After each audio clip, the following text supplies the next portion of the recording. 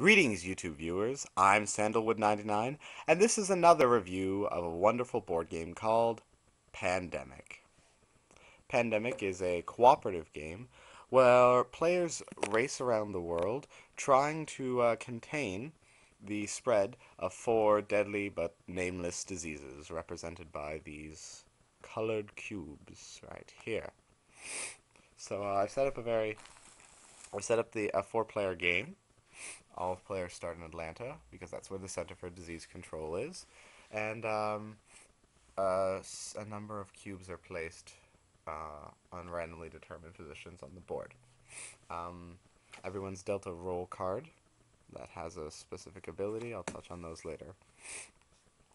So, what do you do on your turn? Well, the first thing, you get 4 action points every turn. And the action points can be used to do a number of things that are all on these handy little reference cards that you probably won't need after your first game. But essentially what you can do is, here I'll play as the scientist right now, is you can move along one of these red lines for 1 action point per movement. You can play a card from your hand to fly directly to that city, or if you play the card of the city you're in, you can fly to any city. Also, you can fly from one research center to another. The research centers are also built by playing a card of the city that you're in. Now, in addition to moving, when you're in cities, you can build a research station, which are useful for moving around the board and for discovering cures, which is the second part. In order to discover a cure, you need to have 5 cards of the same color. You discard them all on your turn while at a research center, and you cure the disease of that color. Once all 4 diseases are cured, the humans win. The players win. You can also treat a disease, even if it's not cured. You can spend 1 action point to remove 1 cube, which is probably what you're going to be doing for most of the game. Trying to keep the diseases as under control as possible. You can also pass cards, but it's very difficult because you have to be in the same city and you have to be passing the card of the city that you're in. So here I'll do the scientist's first turn. Where is he? He's right here. He'll probably want to go 1, 2, 3, 4.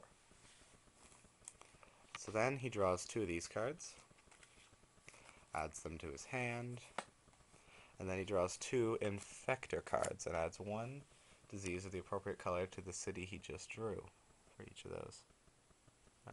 Shanghai's right there, and I'll get a yellow cube out. There it is.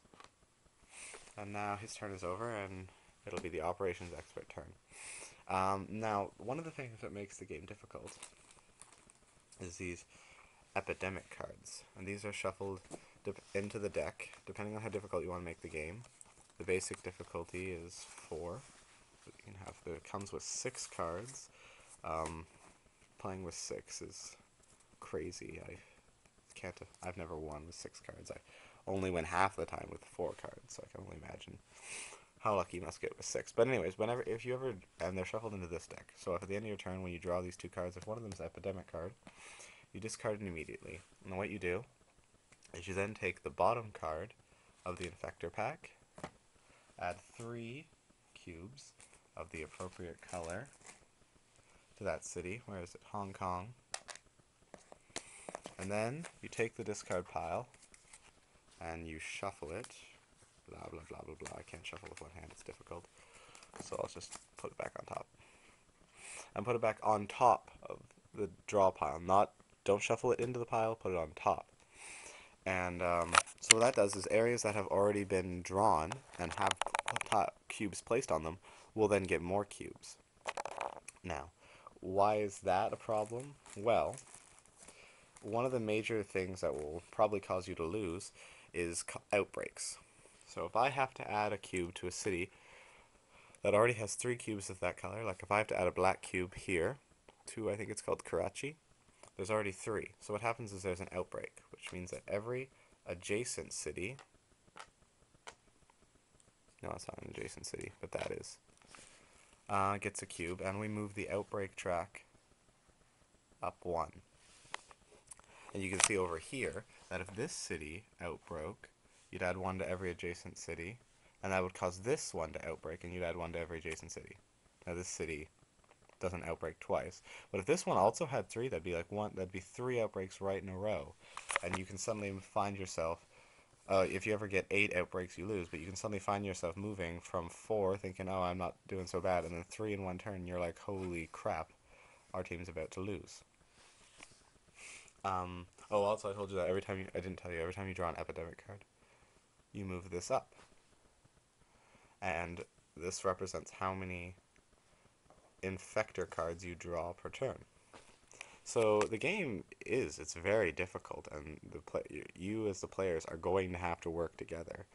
Like, sometimes I play with the people on my spare, and we just kind of do our own thing and hope it works out. But that's not a good strategy at all, because you need to coordinate your attempts, and you can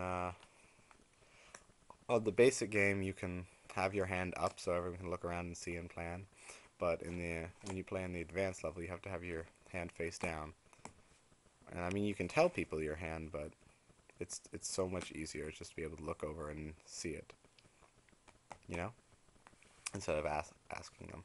I mean, I said it was a very difficult game for the humans, but they do have some advantages. One are these special events. There are 5 of them, I believe, in the deck. Like this one, this particular one. When you play it, then the next time you skip the phase where you draw these cards. So that's a good when used right. There's a few other ones like that. Also, like I said, everyone has a special ability. The scientist only needs 4 cards the same color to cure a disease. The medic can remove all the cubes in a city when for 1 action point. The operations expert can build research centers for free. The dispatcher can move other people to his space for 1 action point, or move them regularly on his turn. And there's a 5th role, the researcher, who can give his cards to other players much easier. Um, so yeah, for a lot of the game, it's going to be really tense and really exciting, and you're going to be desperately trying to, oh, we're all focusing over here, but while we're keeping the black disease under wings, the yellow one's slowly rising. We've all got to, then someone's got to run over there, probably the medic, and try to get that one under command. And all the while, you're running out of these cards, because if you ever run out of these player cards, that's it. You lose. And there's only a certain amount, and you're going to need 5 of them to cure a disease. And there's 1, 2, 3, 4, 5, 6, 7, 8, 9, 10, 11, 12. 12 of each color. So I did play one game where we used so many of the red cards to fly around and whatnot that there was not enough in the deck. When we finally came around to the fact where we're like, we need to cure the red disease, there was only 4 cards left in the entire deck. And so we were doomed, shall we say, from that attempt. But it is a really good game. Like this is a top quality game in terms of the components. The board is sturdy and relatively small for a world map. The cards are pretty good quality. The wooden blocks, I think they work really well for representing the disease. I mean, I don't really know what else you could use. I mean, you could probably use tokens so they stack better, but I like the look of the cubes. They kind of have this feeling of spreading out. The pawns are wooden and sturdy and great, except they are like 50% too big. Like they take up so much room on the board, and they look so disproportional. I'd like them to be smaller. Um, there's an expansion pack actually called Pandemic on the Brink, where there's more rolls, the pieces are smaller, and there's a 5th disease, and all these other things you can add in. So even my complaint about these people being too big is kind of nil, because, you know, it's been fixed in the expansion pack. Although in all honesty, I don't think I'm going to buy the expansion pack, because um, I have 31 board games. I don't, and I don't get a chance to play all of them. And when I do get a chance to play Pandemic, this is enough. This is enough for my friends, and we don't play it regular enough that we need the expansion pack to add alternative things to it. Um, the rules are really well done. They are clear and colored. There's wonderful diagrams, examples of pretty much everything. It's very clear. There was literally, I don't think there was any moment where I was like, "Ah, I need to go back and check the rules," or where I needed to make a house rule calling to determine what I thought was the most appropriate action in the game.